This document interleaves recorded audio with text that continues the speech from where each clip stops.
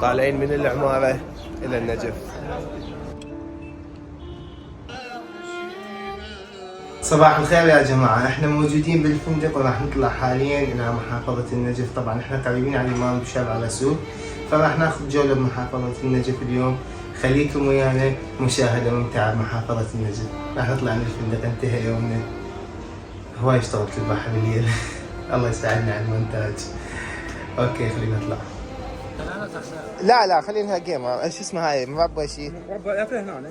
اوكي يا جماعه، اجينا الى الامام علي سلام الله عليه نزور، ومن بعدها نطلع الى مقبره النجف. ما اعرف اذا يسمحونا بداخل الامام نصور او لا، لكن راح نقدر ندخل الموبايل. خلينا ندخل نزور.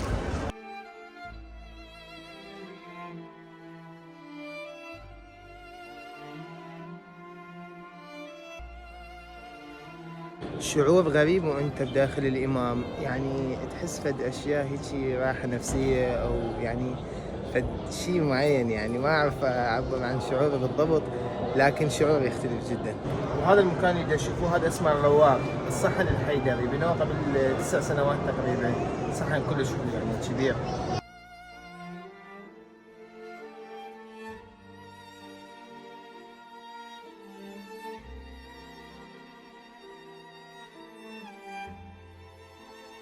حبيت اشوفكم هذا الطابوق، هذا تقريبا عمره اكثر من 90 سنه، بنفس النقشه هو بعده، يعني ابد ما تغير، رغم ايش قد صار تعمير، ايش قد صار مثلا هواي اشياء هنا، لكن هو ما تغير. طلعنا من الامام ورايحين للمقبره.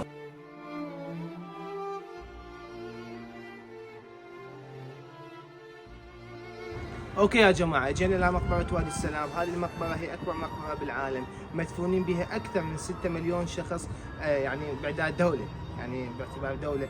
هاي المقبره هي بالقرب من الامام علي سلام الله عليه، يتعنون لها هواي عالم، كل شخص له احباب هنا، كل شخص له اهل واقارب واصدقاء مدفونين بهاي المقبره. اوكي خلينا نروح نزور اهلنا بعد. قول الامام علي سلام الله عليه، تقول اذا ضاقت الصدور زوروا اهل القبور. هاي هي مدينة النجف القديمة، ويعني الدبابين مالتها والأزقة مالتها. أقل البيوت الأعمار مالتها اللي موجودة هنا، هو كل بيت تقريبا عمره فوق 70 سنة، يعني من سنة 30، من سنة 40، أكو حتى من سنة العشرينات موجودة إلى الآن. هاي شناشيل النجف، هاي يعني من سنة العشرينات هي موجودة. يمكن ما يخلوهم يفلشوهن. لا هم يعني بيوت متروكه يعني. هسه بيوت متروكه يعني. يعني يجي يوم ويتفلش عندني. هاي شوف هسه من هنا. وهذا هو سوق الحويش، هو واحد من اقدم الاسواق اللي موجوده بالنجف، قريب على مرقد الامام علي.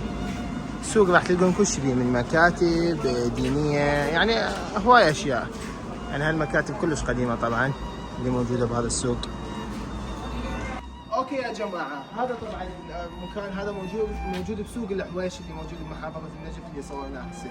هذا المكان عمره اكثر من 110 سنوات. هذا التاريخ يعني هذا البناء يعود الى تاريخ 1910، وللان نشوفه موجود. قاعد قد هذا قوي الطابوق اللي موجود هنا. طبعا اهل النجف معتزين بهذا المكان وما يقبلون انه يفلشوه، لانه يعتبر فد مكان مميز، رغم انه هو شويه مهمل يعني، لكن مكان يعتبر مميز بمحافظه النجف. هذا فرع هيك ينزلوا له، يعني ما اعرف شلون صاير، بس فرع كلش غريب. اوكي يا جماعه، هسه طلعنا من الفندق بعدها يا غادر، اخذنا جنطه، رايحين الشارع، يا شارع يوسف، شارع المدينه. شارع المدينه، ناكل تمن وقيمه، القيمه النجفيه.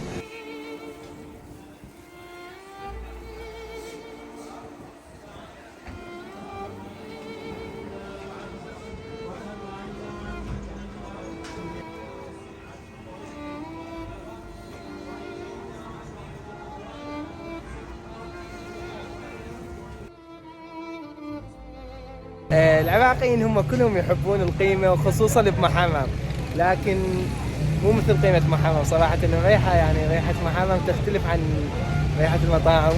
جينا هسه ببيت صديقي يوسف، طبعا أنا نمت بالسيارة بسبب التعب، يعني كلش تعبان وكلش نومي قليل صاير، فجينا بيت يوسف راح نتغدى هنا. متحمس للتمن قيمة. شيف اللي ما قصره. يوسف شكرا حبيبي. يا مكانك تسلم. رحم الله والديك، شكرا على حسن الضيافه حبيبي. ثم لا محافظه النجف.